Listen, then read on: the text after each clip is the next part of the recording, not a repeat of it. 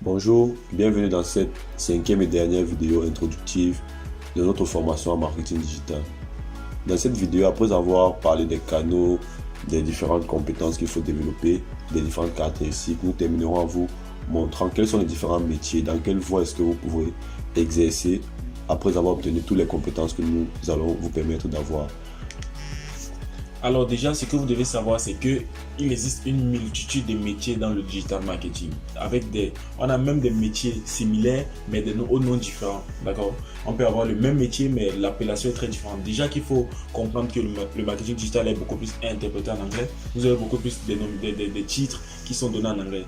Là déjà, on a les métiers les plus demandés. Digital marketing, quand on dit digital marketing, dans une boîte, qu'est-ce qu'on comprend? On comprend déjà un responsable CEO, quelqu'un qui va gérer le référencement, un web design pour celui qui va gérer le site web, l'analyse des sites web, la gestion de contenu, un app development pour celui qui va gérer les applications mobiles, un video production producer, celui déjà qui va gérer la vidéo, parce qu'on vous l'a dit, la vidéo c'est l'une des parties les plus essentielles dans le marketing digital. Email marketing, celui-là qui va gérer la partie l'emailing.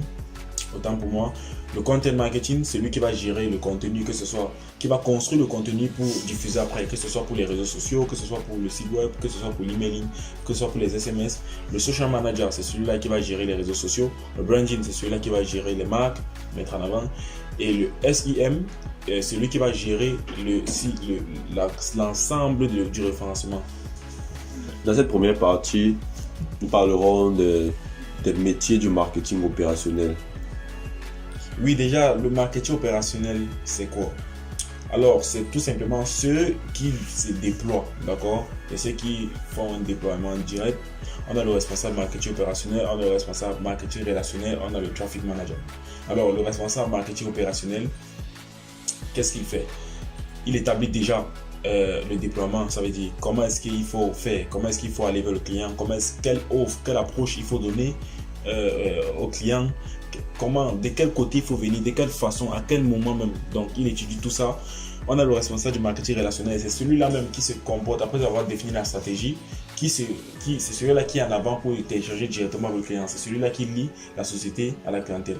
En plus, on a le traffic manager, c'est celui qui fait les analyses et qui gère les optimisations, qui définit quelle est la meilleure voie, quels sont les impacts, quels sont les défauts, comment est-ce qu'il faut améliorer, etc.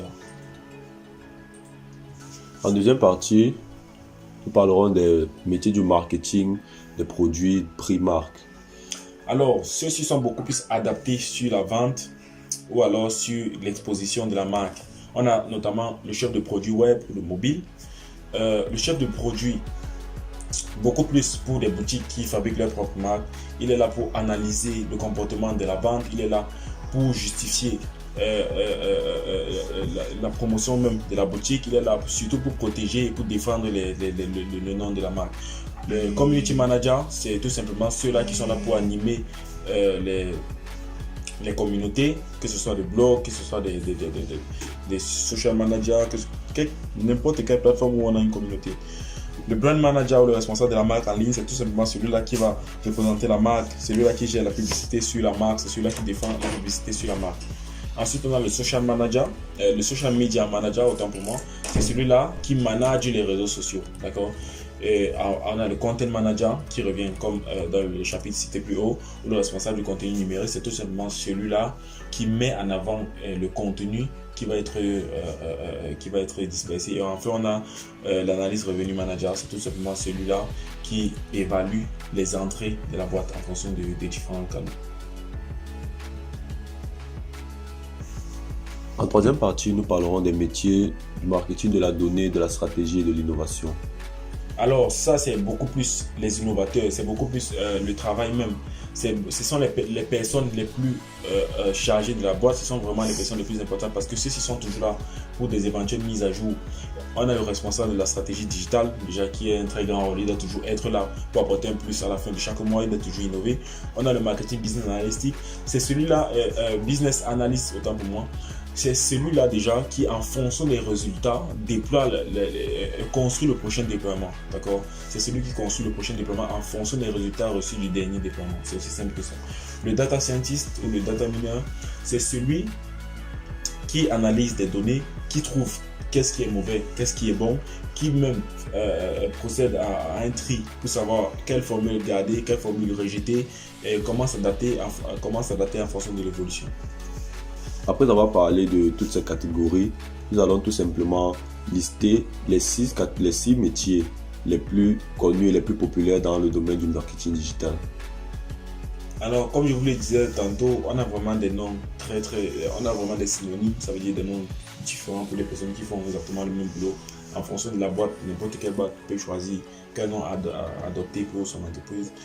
Comme je disais tantôt, le data scientist est responsable de la gestion et de l'analyse des données. Donc, on peut encore appeler ça Big Data. Donc, il est chargé de la récupération et du traitement de millions d'informations. Traitement de millions d'informations de la fonction du data analyst. Donc, vous retrouverez les explications dans le fichier, le fichier PDF quand on vous enverra.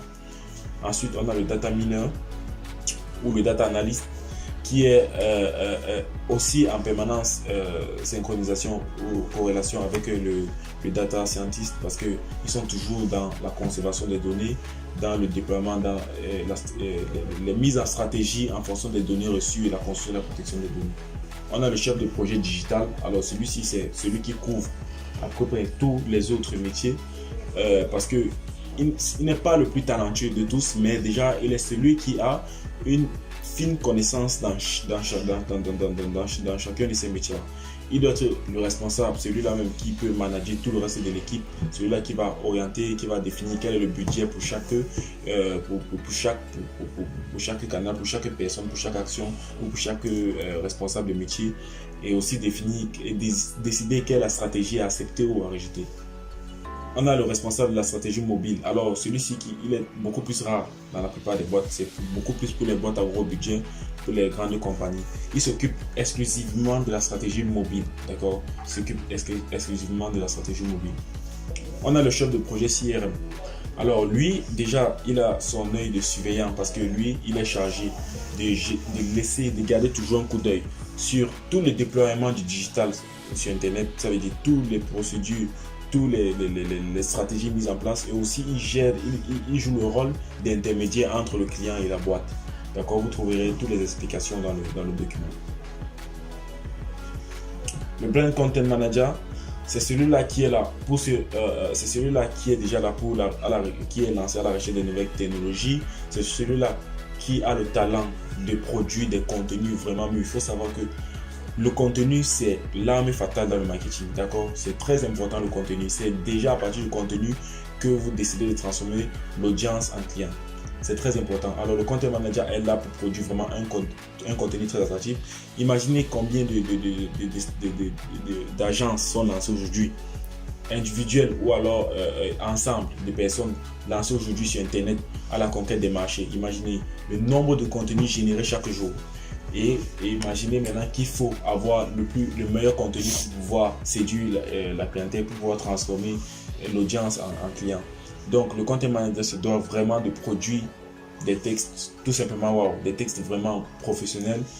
Il est vraiment dans la partie high-tech parce qu'il doit être en même temps, il doit avoir la maîtrise dans le journalisme, dans la communication, dans le marketing. Il doit être assez ouvert, il doit être un spécialiste storytelling, etc. Vous retrouvez toutes les descriptions dans le document. C'était donc la fin de la série de vidéos introductives de notre formation en marketing digital. Tout au long de la formation, nous allons aller point par point expliquer en détail tout ce que nous avons eu tous les points que nous avons eu à aborder, que ce soit les applications, les métiers, les outils, les canaux et les qualités des experts ou encore les aptitudes qu'il faut. Nous insisterons sur toutes ces plateformes-là et tous ces outils.